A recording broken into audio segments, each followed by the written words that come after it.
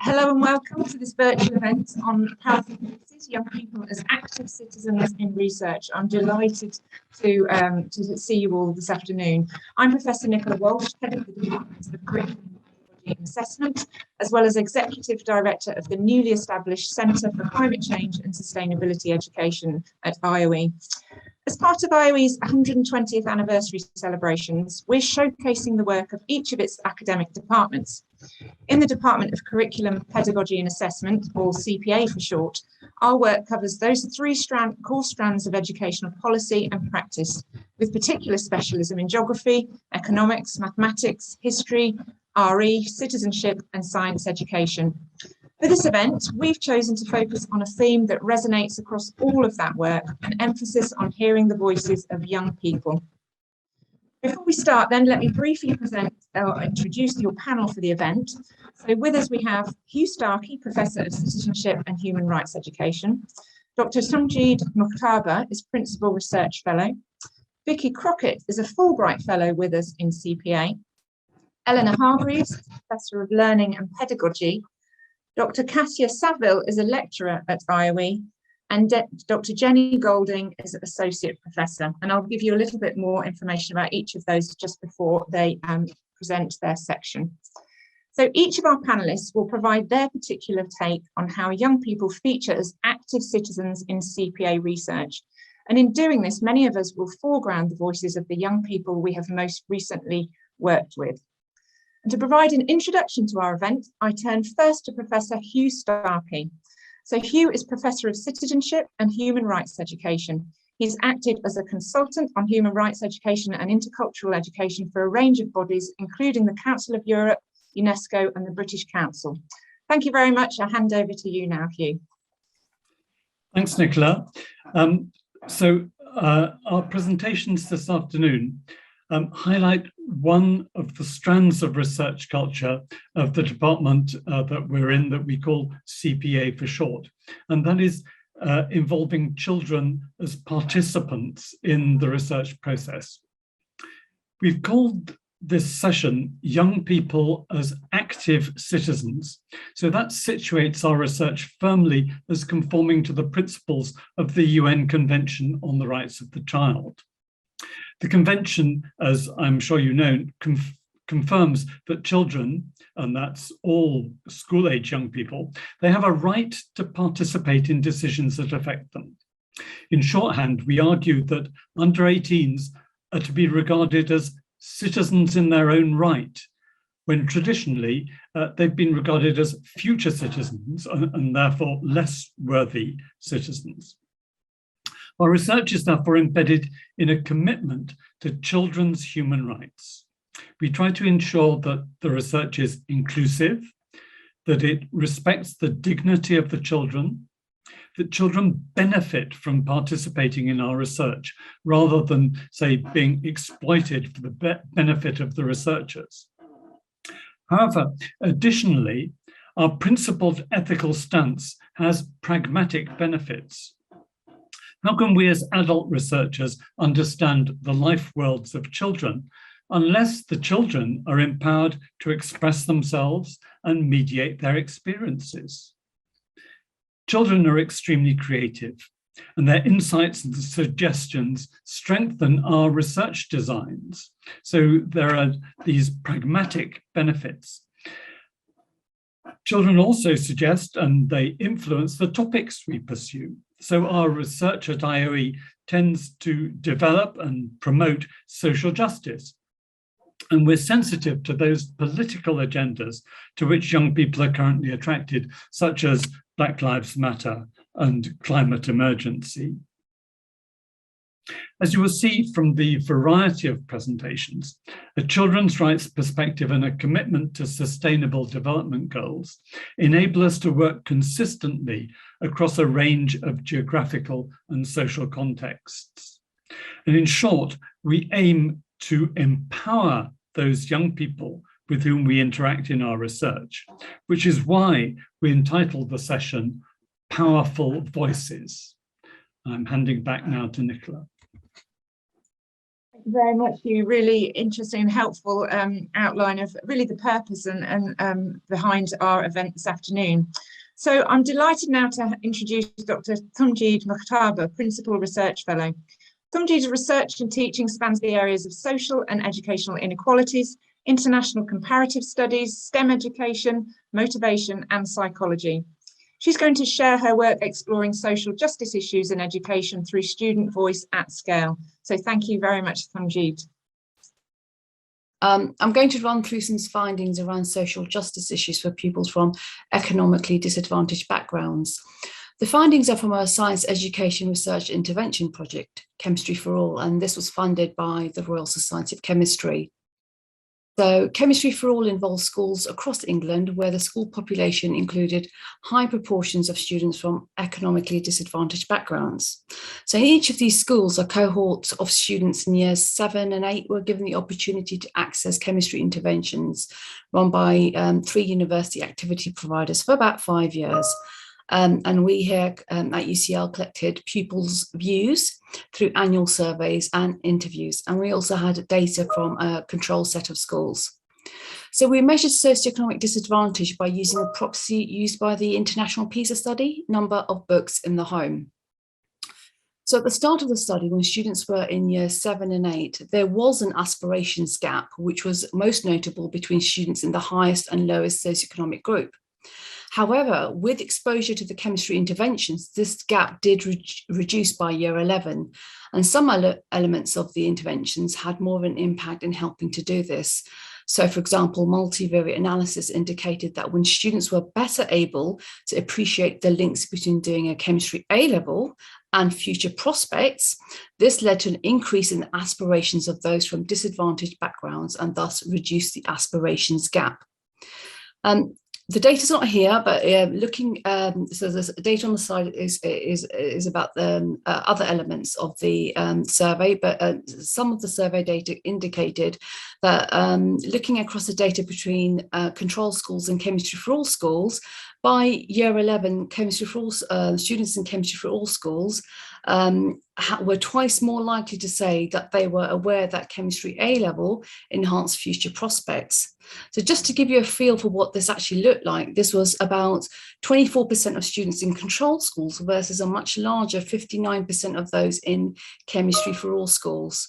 So, and similar sorts of findings were found when pupils were asked about their perceptions of chemistry. So, for example, those who were part of the interventions reported an increased interest in chemistry. They had an increased awareness that chemistry can be for them. They had a better identification with science and chemistry, and that actually anyone can do chemistry or be a chemist or a scientist.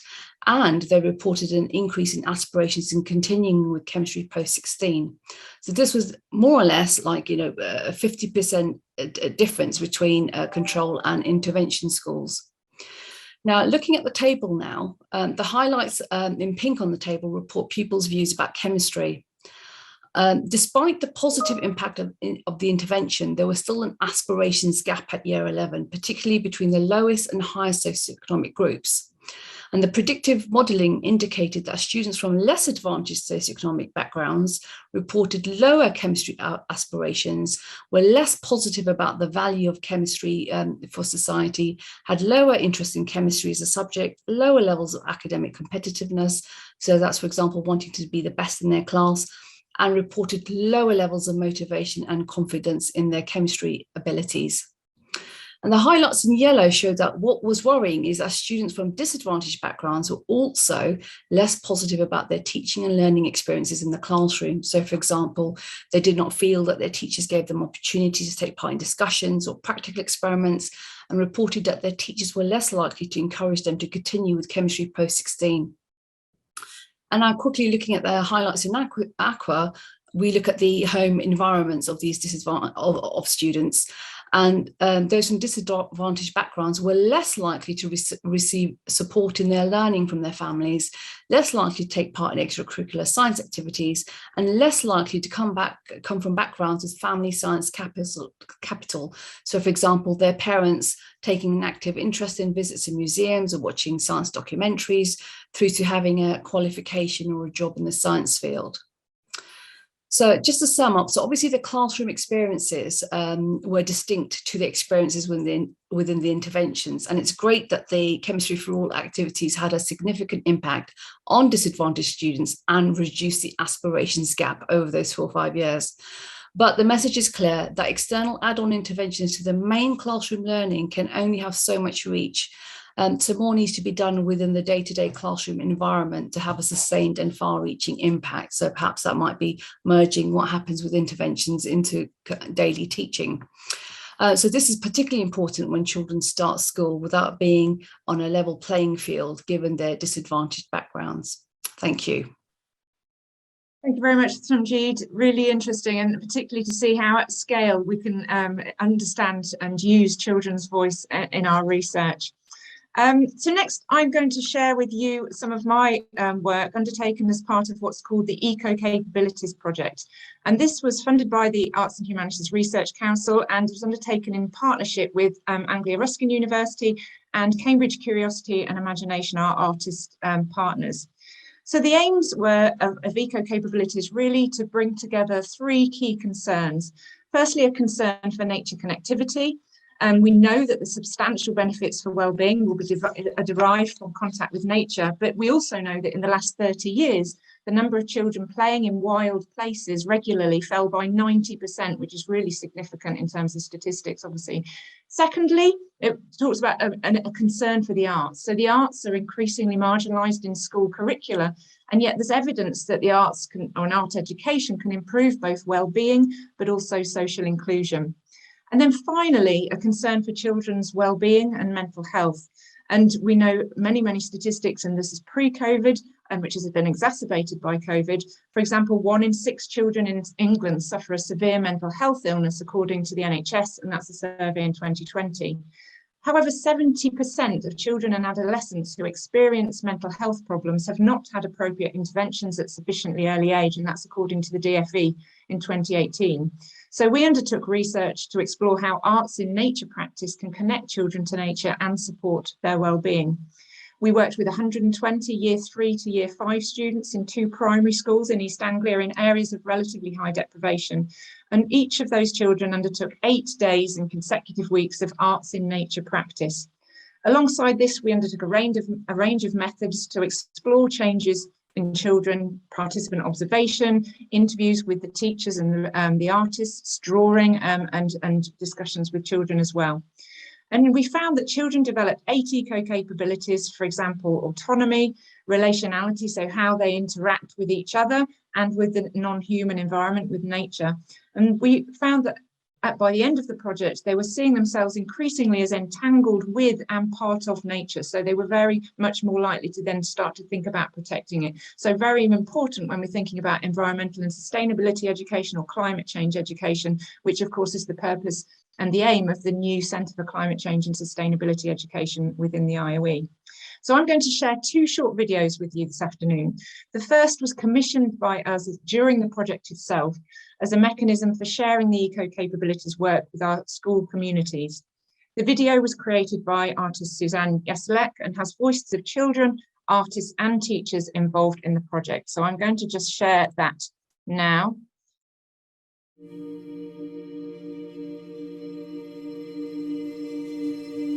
We get to go outside to do art. We normally make it about what we are inspired by, like all of us were inspired by bugs and birds. It makes you feel closer to nature and you can also see new parts of it. I was noticing how many different things there are to the world. And it definitely made me think how lucky we are to have such a beautiful world. We need nature because we can't survive without nature. There is so much inspiration in working outdoors. The children said it was wild, it wasn't like going into nature, it's like you are nature.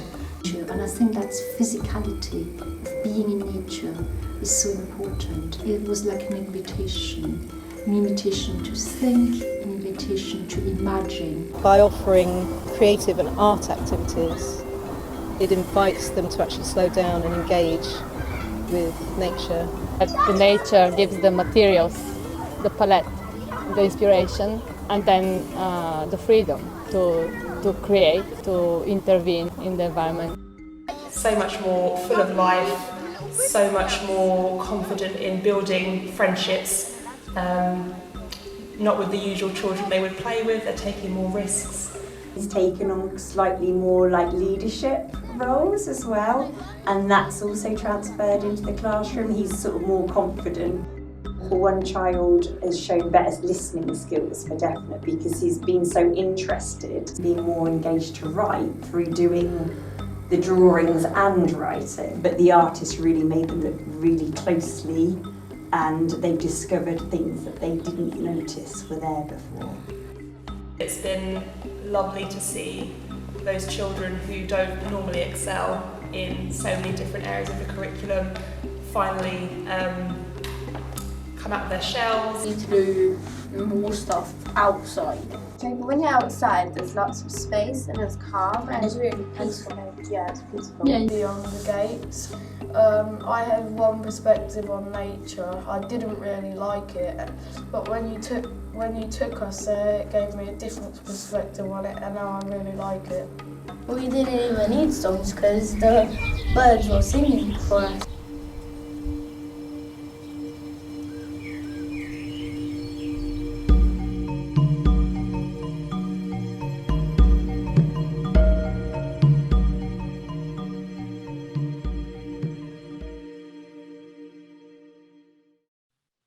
So that's the first video. The second video was taken more recently, so almost a year since the Eco Capabilities project took place now, with children in one of the two partner primary schools.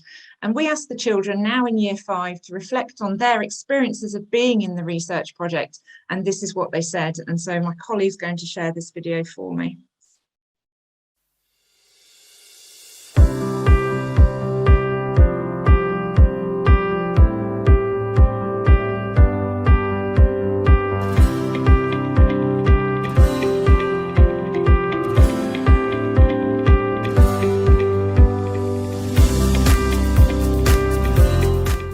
Using the natural materials to make art, like how Bobby said, they were using like flowers and leaves to use colours.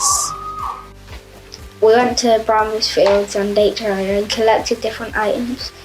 It made me happy and calm, and having teamwork with people that I don't normally work with, and getting to know them more and interacting with nature. To explore nature and do more art.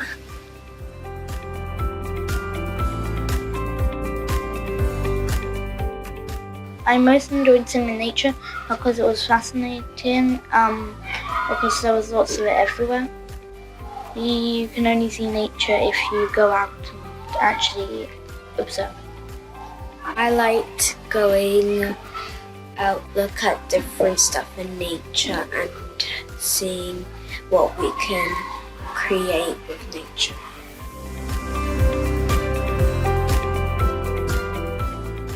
Working with the artists was fun.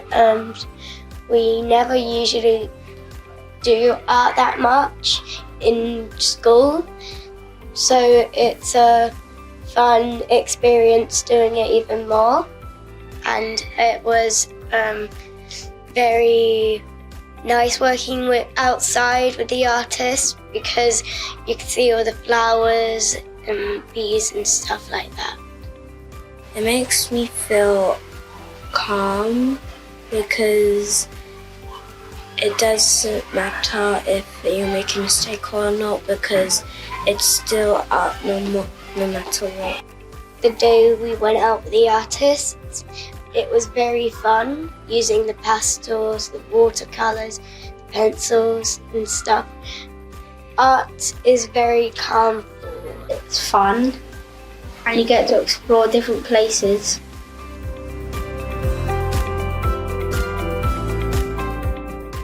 I drew, I think I drew my bedroom as my happy place, and I drew different items in it I liked using. For example, my teddy bear, my devices.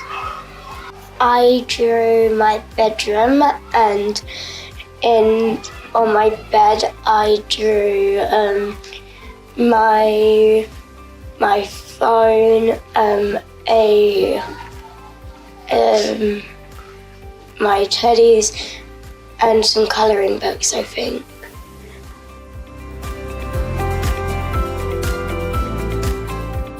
I would recommend it because I think it helps you realise the importance of nature.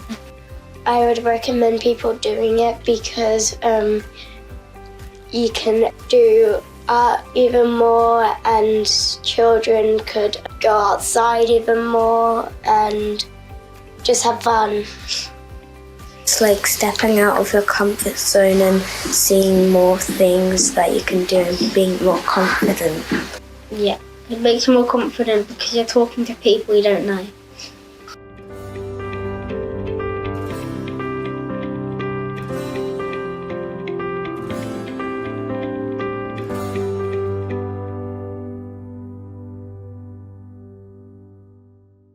Brilliant. Thank you very much.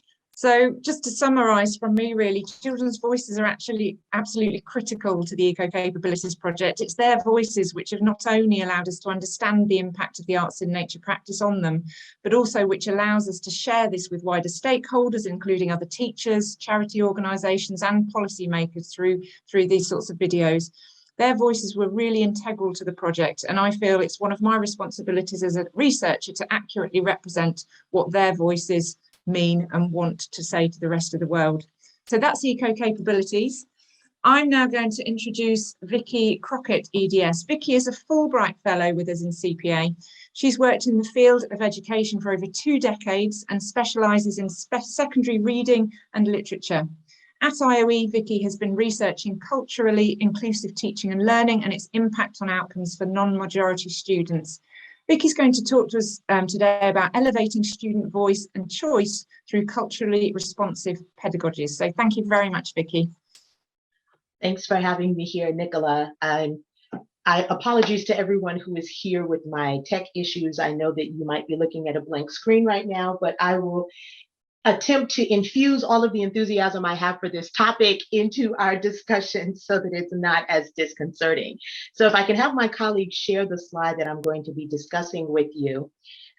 The work that we focused on for this particular leg of my ongoing research focused on looking at non-majority student populations in 2 countries. So this was a comparative analysis on how we can introduce culturally responsive pedagogy to support student learners who might be experiencing academic achievement gaps in their mainstream culture, and how we can use these culturally responsive pedagogical practices to strengthen those outcomes.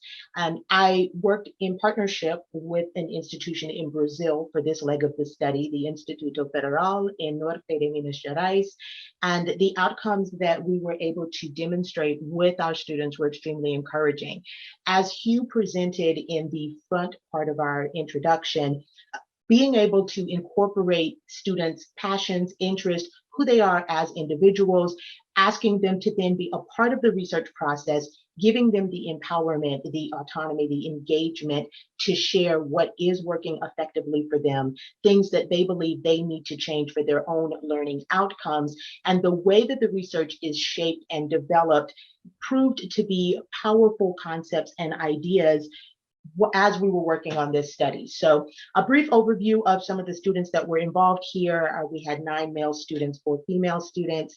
In terms of the racial diversity of the students that we worked with, you see here, the Afro-Brazilian student population, specifically within Brazil, has been showing widening economic achievement gaps and wanting to then look at how we can help to close some of those gaps.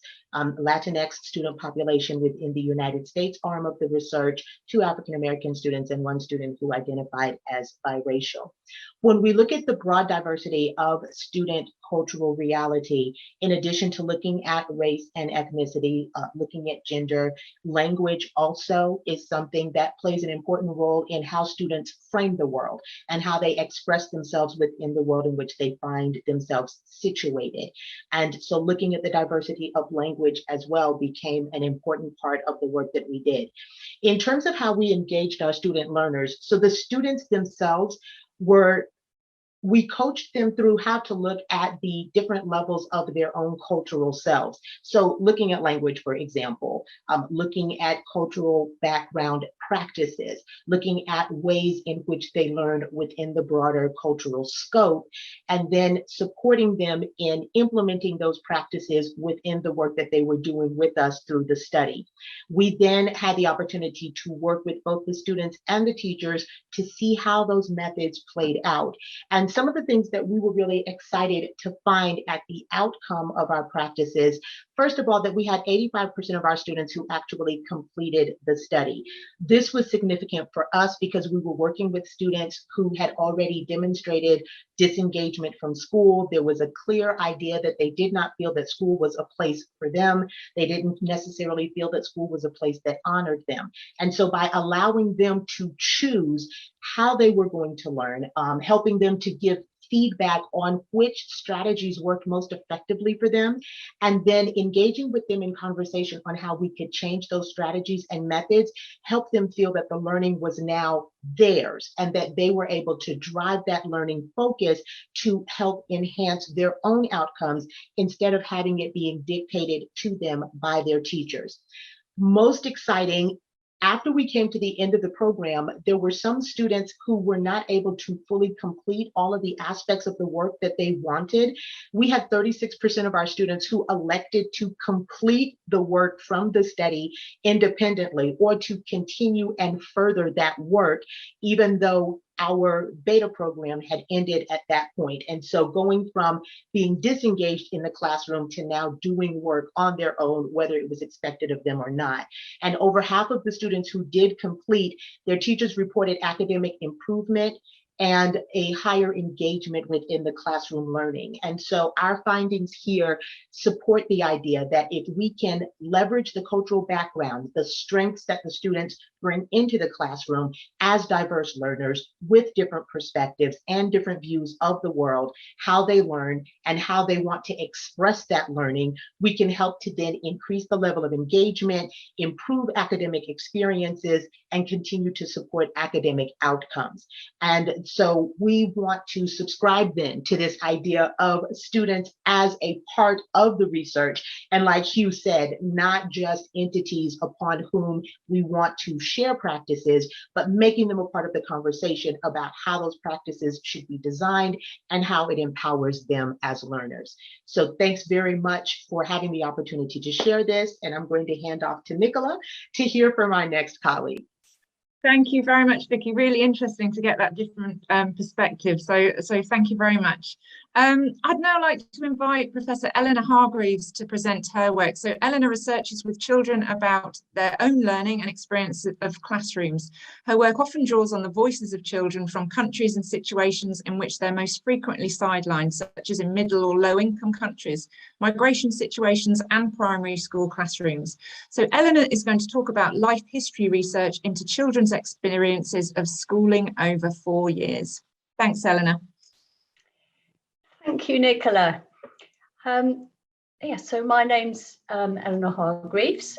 So as Nicola mentioned, all my academic work is focused on learning from and with children about how they experience schooling and how these experiences relate to their learning, but also their well-being.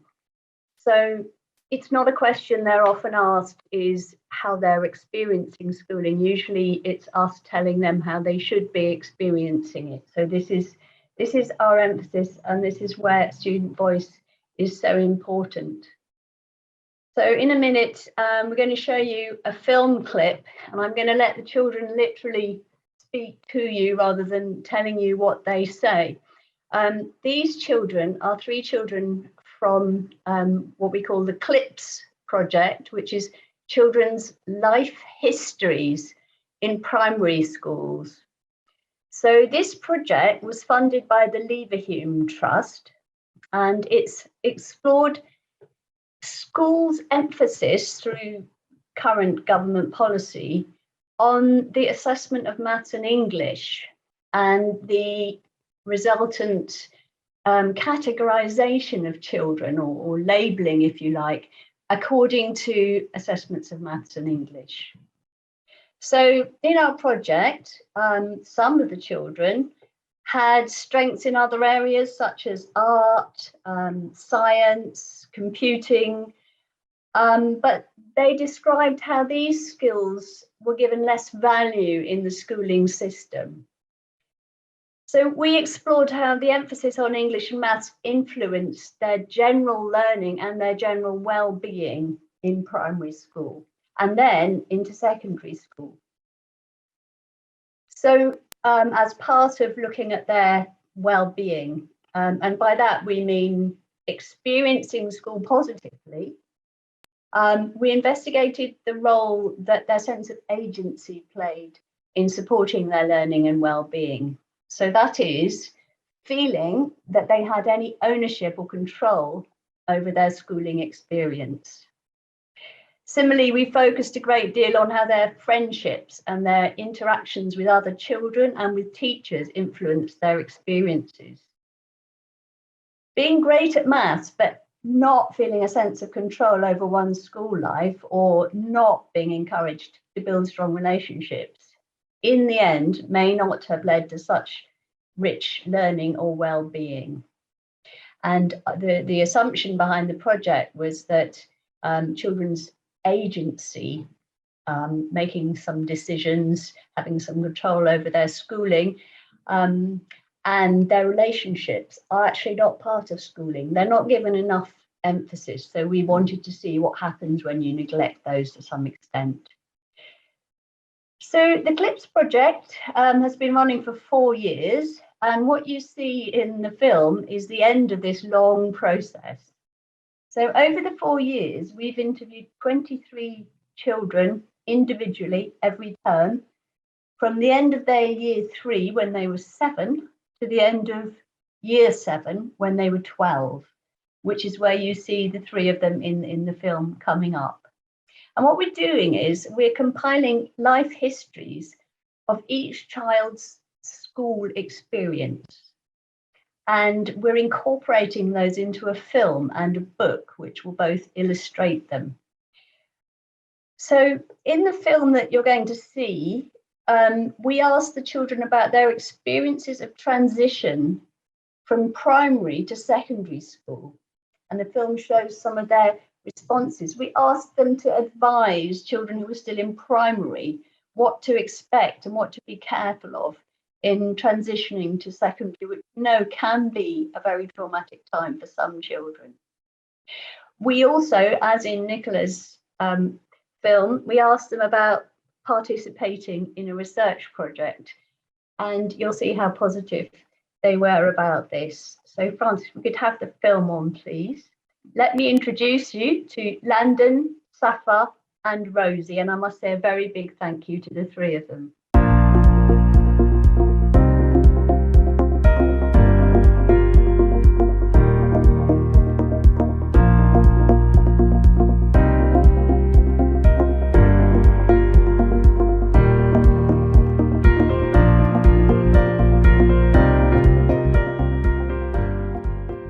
I would say that you don't have to be nervous because everything is really confidential, and if you want to speak your own feelings, then that would be fine. They keep your records of what you say, they don't really show it to the teachers or your parents or anything like that, so you can speak about anything that you want. I say it's really fun as well, because also it helps you build your confidence, and also you can see once you finish doing it how much your confidence is built and stuff. Don't be nervous, and then just say what you're trying to say and speak as much as you can.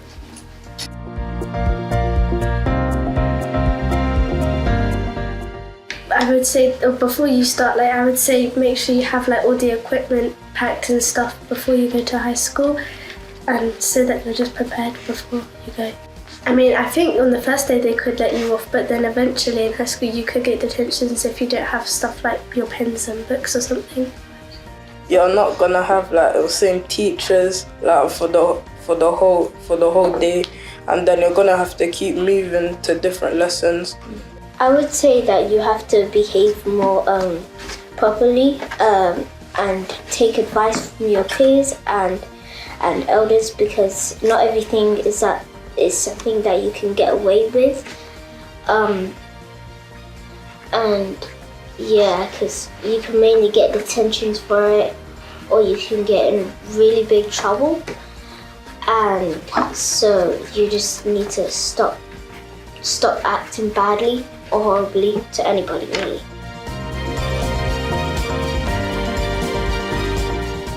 Well, I was just a bit worried because even though I make a lot of friends, I was just worried if high school would be harder to make friends. I made 2 friends on my first day and stuff. Be prepared and also don't be scared, because even though you might overthink before you go to high school all these things, you might not get friends, or the work's going to be a lot harder. The work is different and there's different lessons, but it's actually a lot funner because you can do things you might not be able to do in primary school and stuff. Some of my friends weren't really coming to the school, and I was scared that they would, not speak to me ever again. Then I just realised that most of the true friends that you have really stick with you.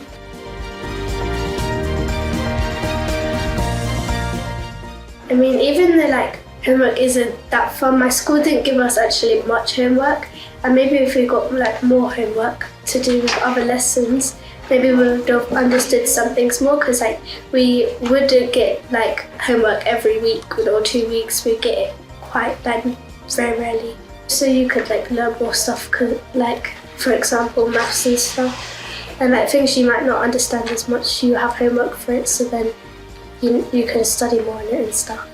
I wish my primary school would tell me that equipment is more important than you would think, because if you don't really have the right equipment, you would not only be able to do your things, but you would end up in detention. Probably if some of my friends came with me to secondary, none of my friends came with me.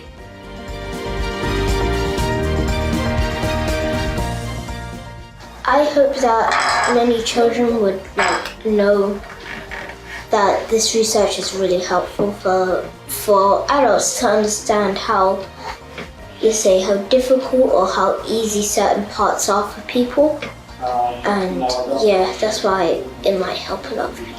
Yeah, I think it's good because for me it helped me build my confidence, and if it puts more awareness out to the adults, especially also maybe people teachers and stuff, it could help them understand more stuff about how kids feel and stuff like that.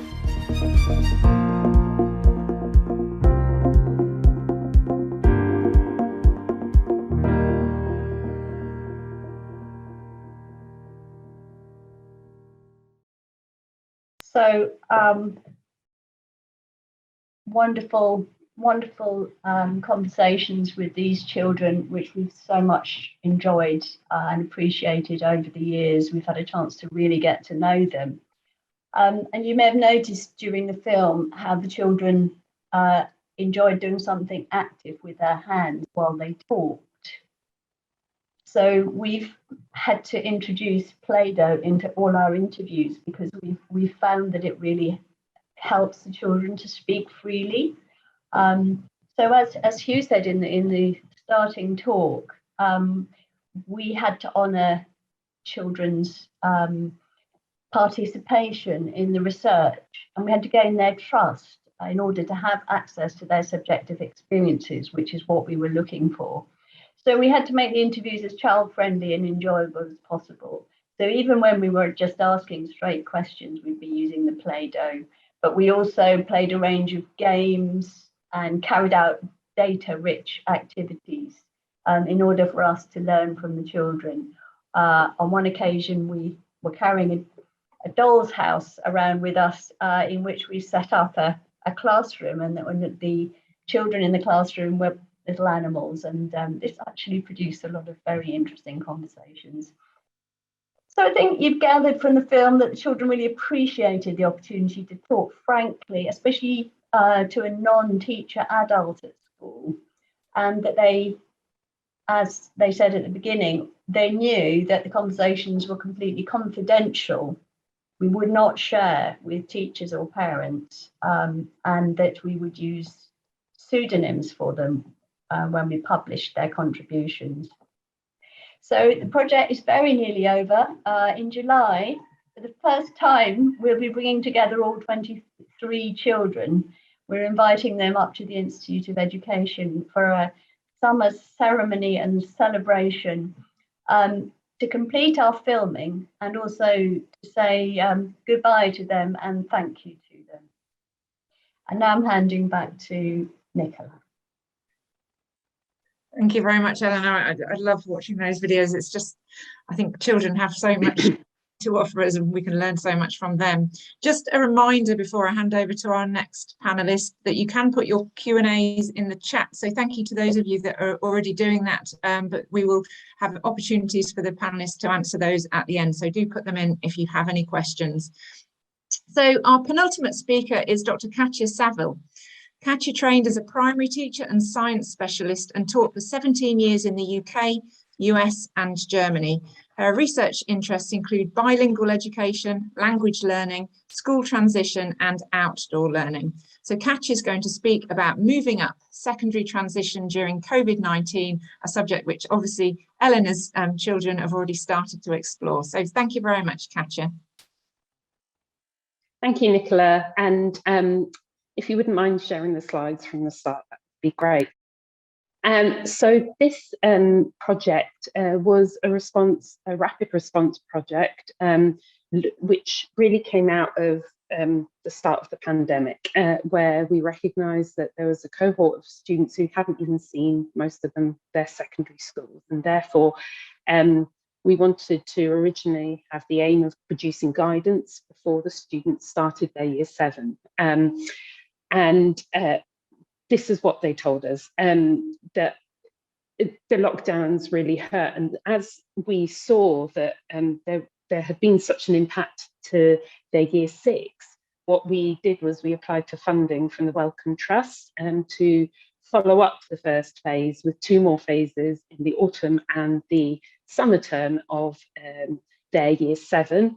And what was really interesting is that none of us knew that there would be a second lockdown. And even while we were collecting the autumn term data, that people were going into local lockdowns. And the impact of that was that not only did many students feel a lack of closure to year 6, with some of them never seeing their primary school friends again, but some of them really struggled with feeling part of year 7 as well. And so although that was the story with some of them, it was complex. And by kind of going back 2 times, we found that we could gather a wider representation of people's voices, and we actually had a very broad representation in the end of types of school. Yes, most didn't like learning online and they preferred being back in school, but it was surprising how some of them showed insights that actually they found greater autonomy during that time. And most important, time and time again, they showed how stoic they were and how resilient, that they appreciated everything that the teachers were doing. And even if they found something difficult, they always saw the flip side, that it could have been worse. And we were constantly impressed by that. 100% had made new friends, that even though they missed their primary friends a lot, they had made friends, and most were at least as happy at primary school. And you saw in Elena's clip someone mentioning about homework, and actually most of them seem to have the same concerns about year 7 transition as usual. And what was interesting is then in the second phase in the autumn, we started to see that they had been in bubbles in primary, and then we're starting to go into them in secondary as well.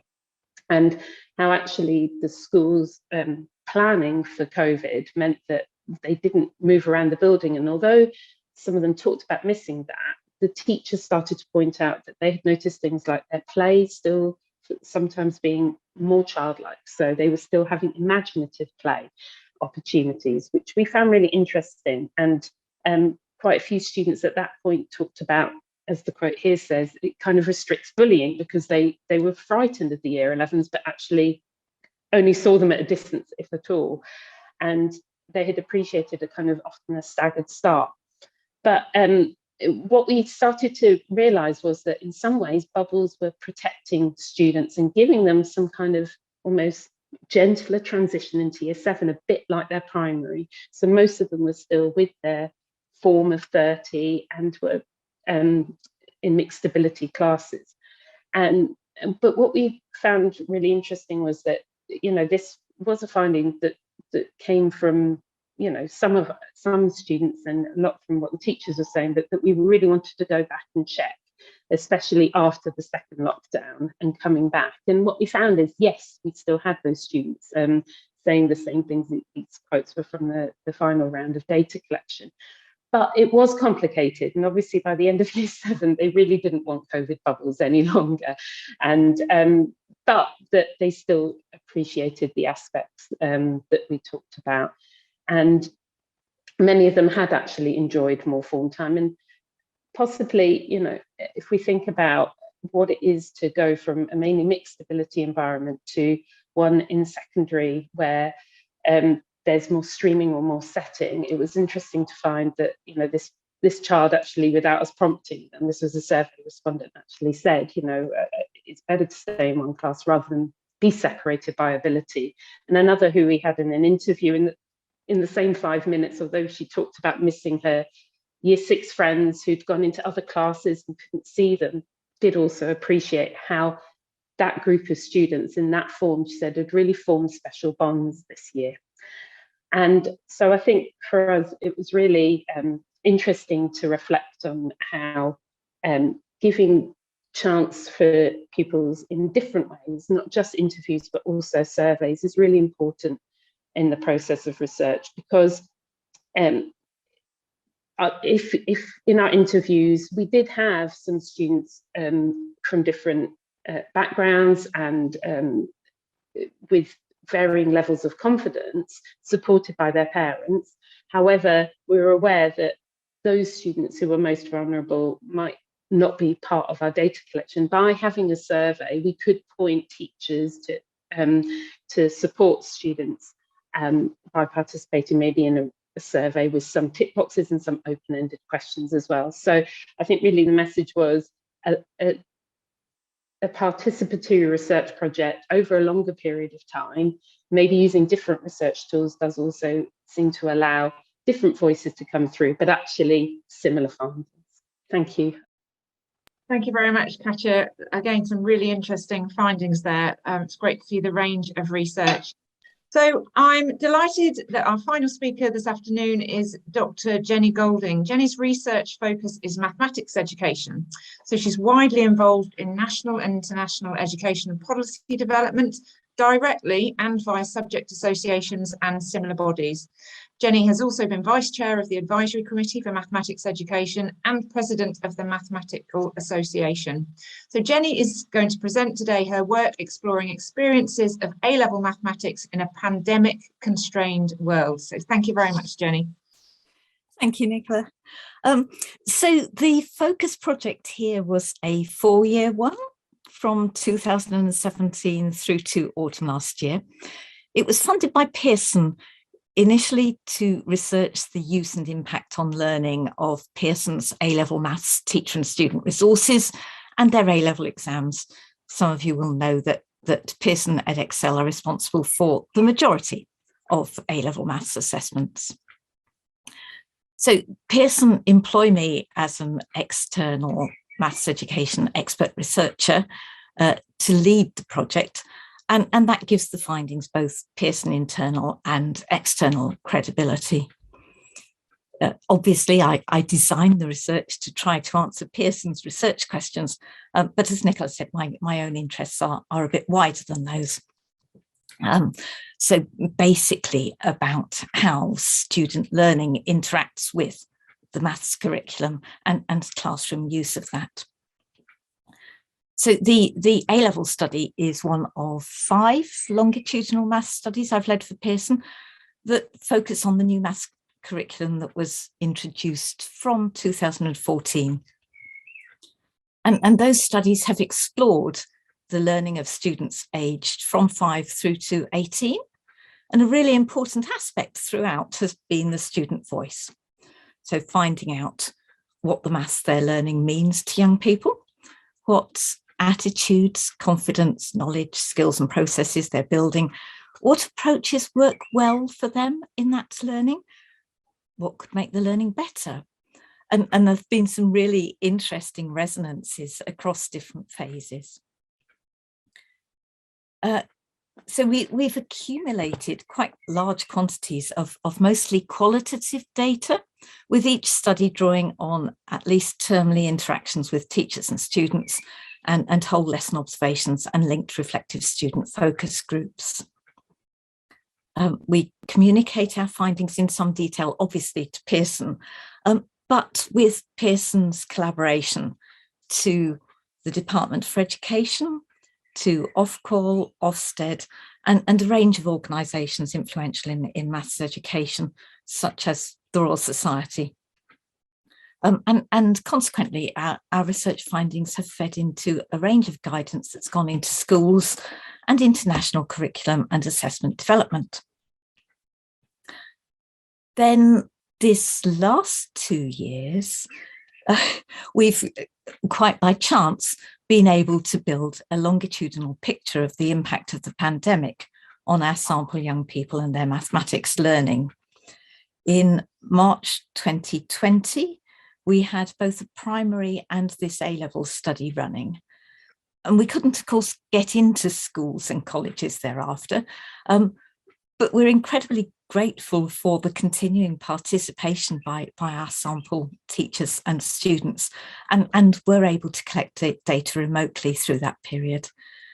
And again, our findings have been used directly to inform key policy players. So what you're going to see in a minute is a video extract of 3 Year 13 Maths A-level study students reflecting on that pandemic impact and looking back on their own research participation. So this study in all has involved around about 1,500 individual Maths A-level students and more in their classes. I'm afraid the quality of the video isn't high. The technology wasn't having a good day, but that's how it is. Of the 3, 2 of the students, so Mylene and Malcolm, were in their GCSE year during the first lockdown, and Mary, who's sitting next to me in the video, was already in year 12, and she repeated that year because she found it so difficult to learn remotely.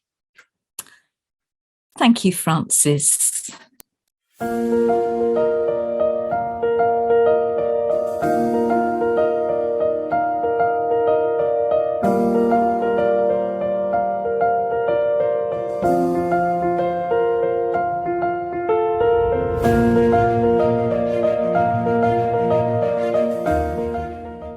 Honestly, I had no idea what was going to happen at the end of the year. It's unsettling, isn't it? And what impact did that have when you went into year 12? Did it affect your confidence about what you were doing, or? I mean, I wanted to do GCSE, so I knew why it was good at, so I could do it at year 11, but I didn't know. I was confused. Yeah, yes, yeah. I think it sort of impacted, I guess, my work ethic a bit, because I felt like the work I wasn't as impactful as I really felt like it should have been. I found it quite difficult to sort of, like, how to ask teachers questions with the work I was currently doing. Yeah. So during the lessons especially, if we were asked to maybe complete an exercise and you were stuck on a question, it was quite hard to just show them the exact question or you're working out because they're not right there in front of you. Yes. Yeah, which is really quite restrictive with maths, isn't it? You want support with your thinking just where it is. I didn't find it too bad once the classroom was set up, not for maths in particular. I thought it was okay. Okay.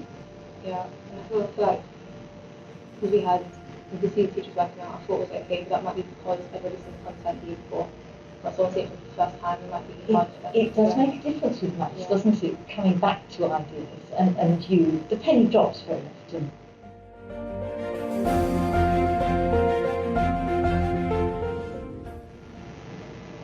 Actually, I think it kind of helped me with my application because I found it interesting. I found it much easier to sort of sign up for master classes and do those from home than just like go into them physically. So I've actually found that. Why is that?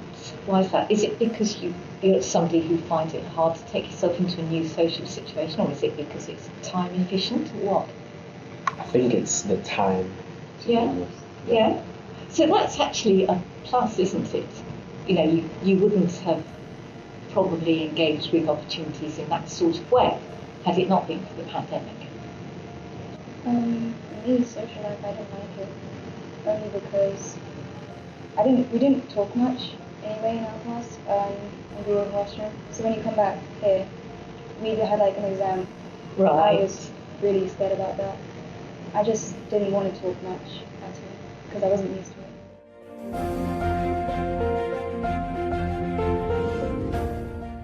Having like a hard question and then being able to complete it after spending a lot of time. That is just so satisfying, isn't it?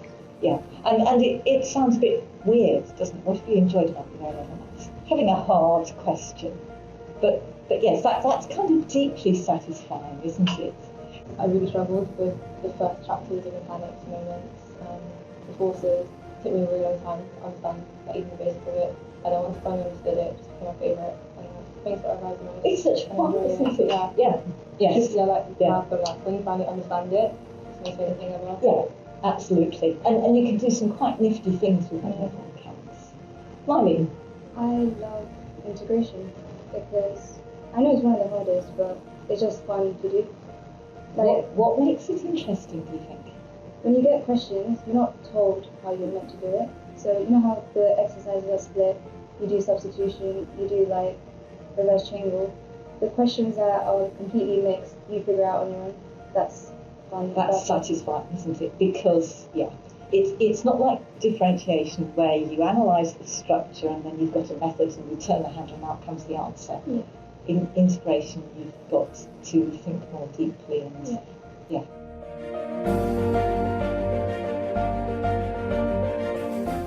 So for me, so they allowed us to like scan our work and send it to them, and then they'd annotate like on top of the PDF. Yeah. So you could like select like a part, and you can like see, like if you ask the question, like you don't understand question 2, they could say what you did wrong. My teachers, they work part-time for physics. So what she did, she mostly she got a piece of paper, she would also scan it as well, but she would also keep analysing it. She'd do her own work on there, so you'd see her mark scheme, and she'd analyse her own mark scheme as well. So you understand where she's coming from in a way that you were taught it. Okay, so that's the kind of modelling of how your teacher thinks about things.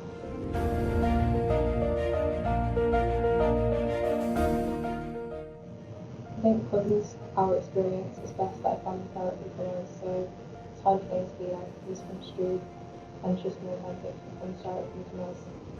Yeah, and it's been really interesting that what teachers have perceived to be students' experiences hasn't always been borne out by what students themselves are saying. Yes. I think it's always good to have as many different viewpoints as possible because it can really give you as much information and accurate information as possible. So, and I think the system is built for students, so it's always good to have the students' viewpoints because someone higher up isn't exactly going to know what a student is really going through if you don't ask them.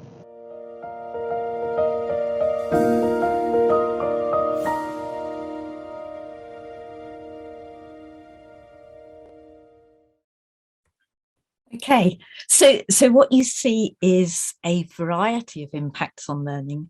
Again, some of them positive, and these students, teachers finding a range of ways to mitigate the worst effects of the pandemic. But also evidence of some really significant impacts on adolescents' social life and sometimes on their ability to socialise, including in learning situations, as well as a reminder that the student lens is not always discernible to the teacher. And it was interesting, Mylene later reflected that some individuals coped with quite significant life challenges over this period, and without any of the usual pathways to support them through those.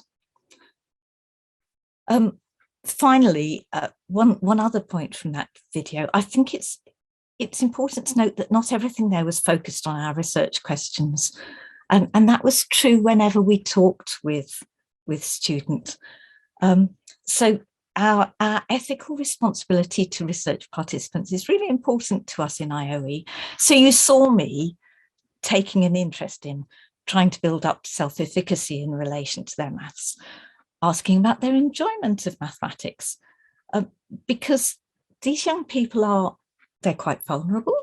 They're coming up to quite high stakes exams, and like all maths A-level students, they're going to go on to use their mathematics in some way in later life, these three actually quite intensely. And it's important that they do so with confidence and positivity. And we have a responsibility to support them in that. So that's the A-level study, and the students as well as the teachers have just been fantastic in their responses to it, and we're very grateful to them. Thank you. Back to Nicola, I think. Thank you very much, Jenny. Really interesting to see the range of ages and that we've been able to represent in this afternoon's session. So thank you for that.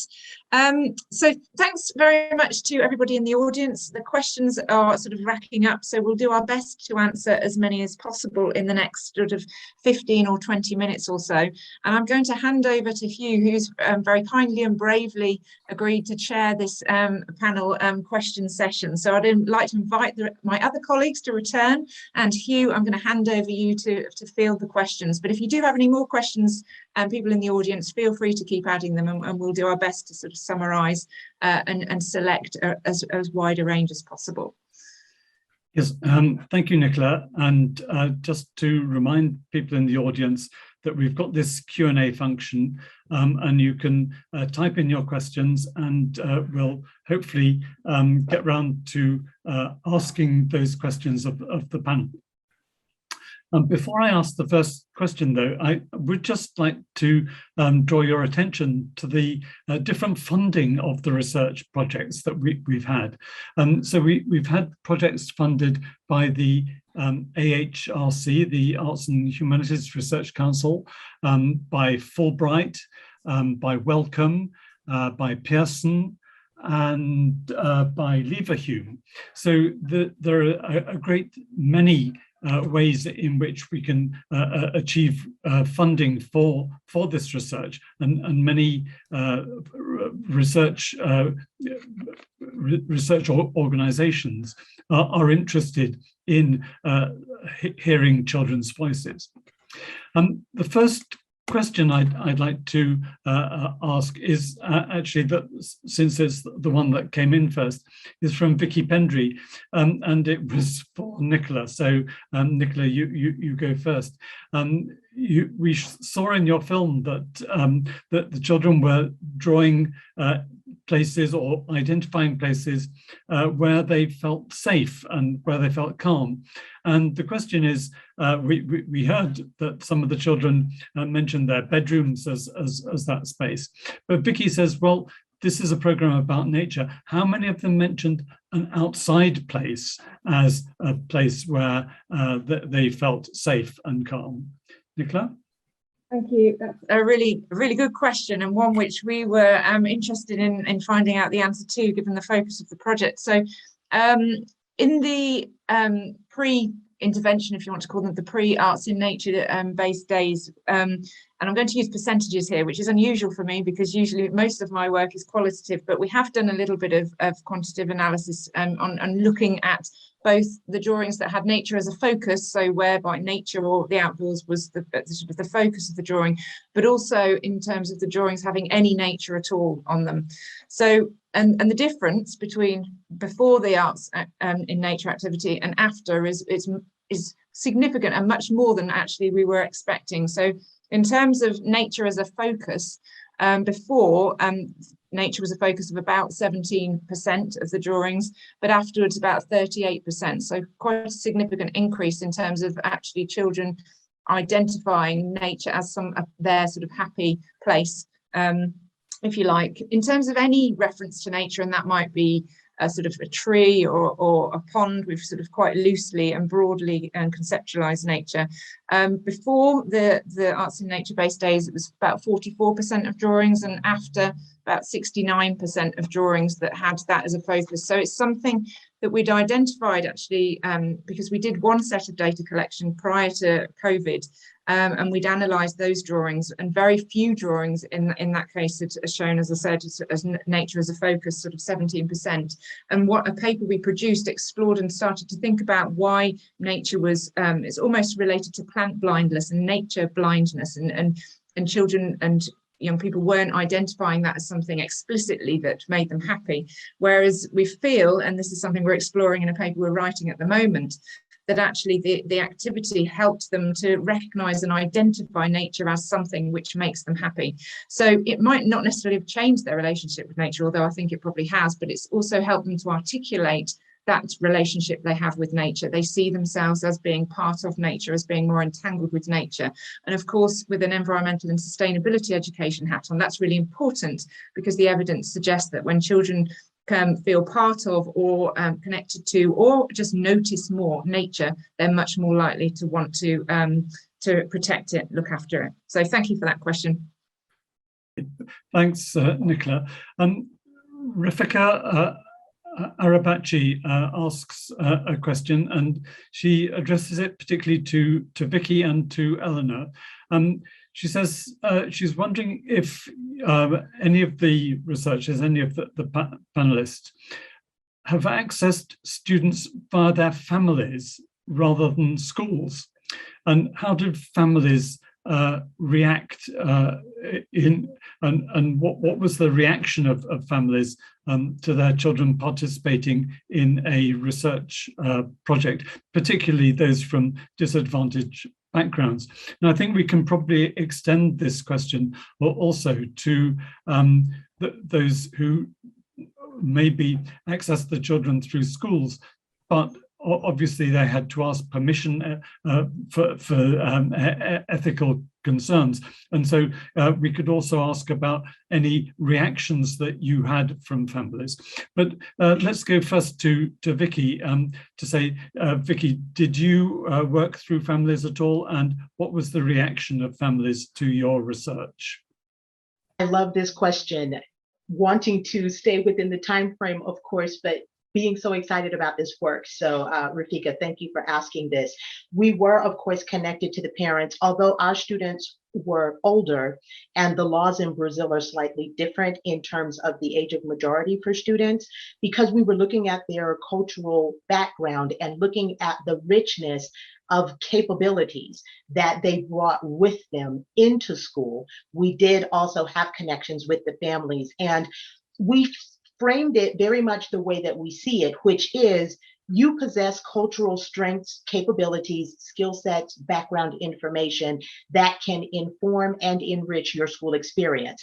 And we want to partner with you to help you, first of all, analyze and self-reflect about what those cultural strengths are, and then looking at how we can leverage those strengths in the academic environment to enhance engagement, first of all, and to enrich their experience in school, those qualitative pieces being the foundation, if you will, because the lack of engagement often drove what their academic outcomes looked like, and then showing them the impact that that could have on academic results. So when we spoke to the families, when we spoke to the students, although we recognized that they were coming into the study with some areas of challenge that we wanted to support them in, we did not frame it as, we want to support you because of your disadvantaged background. We framed it as, you possess skill sets that you may not have recognized. We want to walk through the process of looking at what those are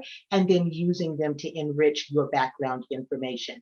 So thank you so much for that question. That's kind of at the core of the research that we were doing.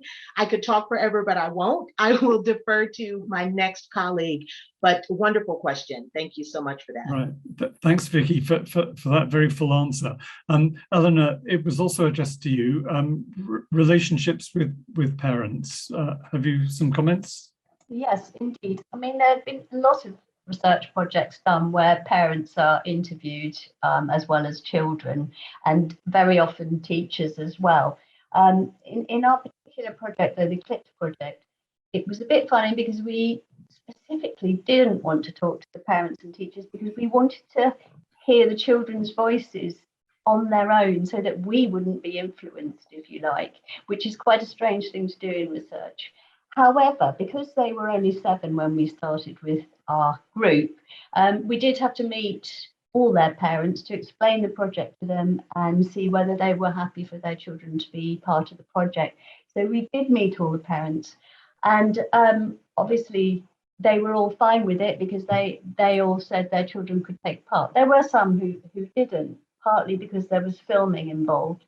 And what I remember particularly is some of the children had ADHD or dyslexia, and the parents of those children in particular were so grateful that somebody had singled out their children to focus on and talk to and pay special attention to.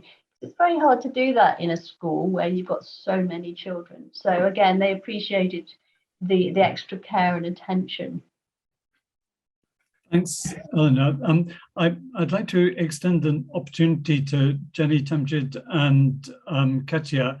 Have you got anything to add about relationships with parents? Just signal if you'd like to speak. Jenny, yeah. So just a small comment, really. So in our primary maths projects, we've had some interactions with parents. I mean, clearly we go to them for consent for students to participate in focus groups and so on. But we've also specifically interviewed them as part of the research for their response to what they see of the materials coming home. But we have had some gratuitous comments from parents about how much their children have enjoyed being part of the research, how they have felt valued and affirmed by their views being sought and valued and taken seriously, and how that has helped to cement positive attitudes towards their academic work. And in several cases, that's gone beyond their attitudes to maths. It's helped them to cement valuing of schoolwork. Thanks, Jenny. Katia, did you have something to add? Yeah. Only just to say that the online, I'm not sure if this is true for my fellow participants, but the online research world of children necessitated from their homes the involvement of parents a lot more maybe than some other designs. And therefore, it was interesting at the age group that we were looking at, because some of them literally, the parents turned on the camera and left the room, and that's the relationship they had with their child. Whereas for some students, it very much facilitated their participation to have their parent helping and being part of the conversation. So pros and cons, but online methods seem to bring new affordances as well as challenges. Great. Thanks, Katia. Tamjid, would you like to contribute on this or on an earlier question? Well, with my work, it often involves large-scale mixed methods research. So we're talking about thousands and thousands of students. So the data I presented today was based on 4,000 students. So the work I'm involved in normally involves the pupil voice rather than parental voice. And the only interaction we tend to have is via consent letters to parents sent via the school. Generally speaking, parents are quite positive about their children being involved in our research. But, there are some instances where, parents kind of withdraw consent. So, but that's the level of the interaction I've had. Thanks very much, Temjid. We have a really interesting question from Vasiliki QB, and it's addressed to Elena and Nicola to start with, because it's about your research being clearly so much fun that the participants don't necessarily recognize that they're in a research project.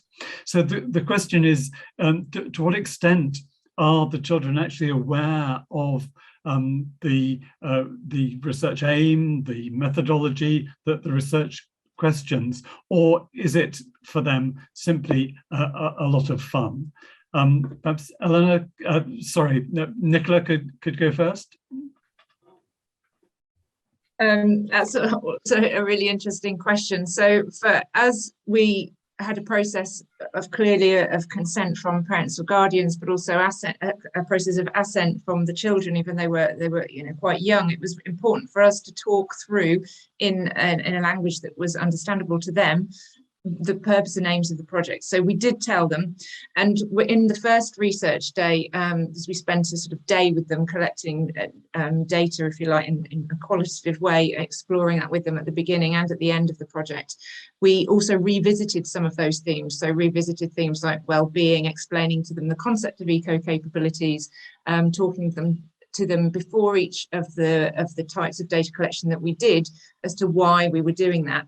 But you can see from a year later, sort of the second video that we showed, that actually the things that stick in their minds that they remember are the fun bits. So when I was having those conversations sort of a month or so ago and asking them what the purpose of the research was, it was really hard. They weren't necessarily at that age remembering the aims and objectives, but they were remembering the positive things that emerged from it, which for me is fine, because as long as I think we are informing them at all processes in what they're doing, and we did that again before the final research day, so that they are fully informed and agreeing and understanding at that stage why they're taking part, then they will absorb and take in what they need to. And of course, all of that sort of process of assent and the research methods that we developed, we'd spoken carefully to the schools as well as we'd been developing them, to make sure that they were appropriate for the specific children that we were working with. So yeah, it's a good question, but they don't remember everything, all of them.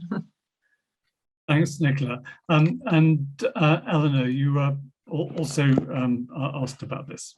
Yes, I would agree with Nicola. The children needed to be reminded quite often what it was all about. They knew it was a good thing, but they remembered different aspects of its purposes. So, I mean, one child said, do you know why you're in this project? She said, oh, because we're going to find out what all the other children in the project think about school, which I thought was an interesting answer. I would say they were very interested in the methodology and the reasons for doing it. That it was fascinating to them, but they kept forgetting. So we had to, like Nicola, we had to keep reminding them. So every term we visited them again on their own, and we would just say, do you remember why you're in this research project? And then some of them remembered and some of them didn't. And in terms of informing the research design, it's something that we would have loved to have done more, but what we did at the end of each year was to say to the children, okay, you've been through the project this year, what could you recommend for us to do next year? Are there topics you'd like us to talk about? Is there certain activities that you found really useful and you'd like to do again? So it was only at that level we were able to involve them in the methodology. Thanks, Eleanor. We have time for another question at least. We have one from an anonymous attendee, but it's a good question, so I'll include it. And it's that in focus groups, and we've seen extracts from focus groups, quite often the children seem to be saying kind of quite similar things. You can kind of hear their teachers' voices, even the researchers' voices in the answers. How can you try to avoid influencing the answers that the young people give in such research settings? I wonder if Jenny would like to comment on that. That's quite a hard one, isn't it? And it also has to be balanced against the affirming and the confidence giving that is part of making them feel at ease, so that they're freed up to say what they actually think. You probably noticed in my film with the older students, it's much less of a problem as students get older, but it's been an issue for us in the primary projects, and talking with teachers about such things, we felt that it was not appropriate to talk with children individually, with young children individually, but we have sometimes used pairs of children, and sometimes we've asked them explicitly, is there anything different that you think about that, or something like that, which gives them permission to disagree with their partner. But it is an issue of the validity of your data, but it's not straightforward to address. Could I just add a really quick thank you? Sure. It's a bit, I guess it's particularly relevant for my project given the sort of area, but we've tended to find that walking, so if we were outside, so we didn't do focus groups ever sitting inside in the classroom, we took them outside and asked them to show us things or talk about things that were relevant, and we found that helped because they felt more relaxed and they were kind of just having a walk and a chat rather than suddenly being questioned. So taking them outside into different contexts helped us. And could I just, yes, and similarly, we came at the issues from different angles. So our setup with the doll's house and having animals, they came out with things that we would never have expected from them because they were doing a kind of role play. They were able to distance themselves a little bit so they could, if you like, show what they really thought rather than what they thought they were supposed to say. So that was one strategy we found useful. And I think, Katja, you had a number of focus groups, didn't you, in your research? Do you want to share any experience of the focus group issue? It was individual interviews, so slightly different, but we did have a schedule. But my only comment is the time that actually I felt that with time during the interview, having an extended period, those that were happy allowed them to kind of explore things, some of them. Okay, so sorry, I can add something to that. Yes, please. Yeah, so in some of the research, when we're interviewing and finding that primary children are repeating, so I'd often address that whilst the interviewing is going on by saying, okay, we've had this idea and that idea. Is there anything else that you'd like to add or you can think of? And that helped to students kind of break away from copying each other and help them to think about their answers. Thanks so much, Tamjid. We do have one final question, perhaps for Vicky, from Rafika again. She wanted to ask, is there any specific suggestions that you have for students who have different cultures and languages simultaneously? So how can they be designed in, how can they be involved in designing cultural responsible pedagogy when they have different languages? This is an intercultural dimension. Are you still with us, Vicky, and are you able to comment on that? Yes, What we did in our research is that we looked at several different strands of culture. And so, Rafika, what we encouraged the students to do, and because they were older, they did help to design this research. We encouraged them to focus on two specific aspects of their cultural identity that they felt were most powerful in promoting their success in other areas. And then partnering with them, we took an assignment that they were struggling with, and we asked them to look at it through the lens of those particular strands. So for example, we had one student who, in addition to his Afro-Brazilian background, has Amazonian heritage as well. And he wanted to focus on the unique collaborative nature of his indigenous heritage, because he frequently felt that being asked to work alone in class, especially on difficult topics, was something that did not lend itself to his best learning reality. So we took an assignment that he had received a poor grade on before. We established a more collaborative way for him to approach the learning, and then being able to connect it to an affinity that he has for the importance of nature within his indigenous heritage. Using those two strands of his own cultural identity, we were able to reshape that assignment. His teacher re-accepted it because she saw his potential and was at a bit of a loss on how to get him to engage in the learning. She accepted it again, and his outcome was significantly higher while also meeting those academic outcomes. So we asked them to hone in specifically on certain characteristics and then walked them through the process of attaching that to their learning goals. Thank you so much, Vicky. And thanks to all our panelists for really stimulating presentations and very careful and thoughtful answers to the questions that were posed.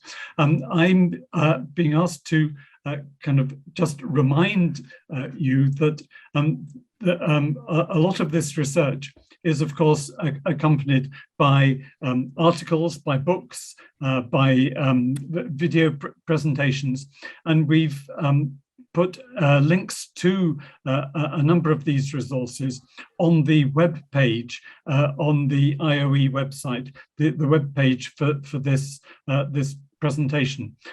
So if you can find your way back to the page that you registered from, there you will find more details of the speakers and more details also of their publications and other relevant publications. And I think Francis has just put the link in the chat if you want to quickly copy it so that you can go back to it. And now I'm going to hand back to Nicola to round up our panel. Thank you so much. All it leaves me to do really is to thank everybody. So thank you so much to, as Hugh's already said, the panelists, but of course Hugh as well, for some really interesting insights into their work. It was great to have a flavour and such a diverse range of research within our department. We should be very, very proud of that. And of course, there is much more happening as well, which you'll be able to access via our website. I also want to thank, just very quickly, the technical team and organising team behind today's event. It's been a huge amount of work to put this together with all the videos and sort of having so many of us. So thank you for bearing with us.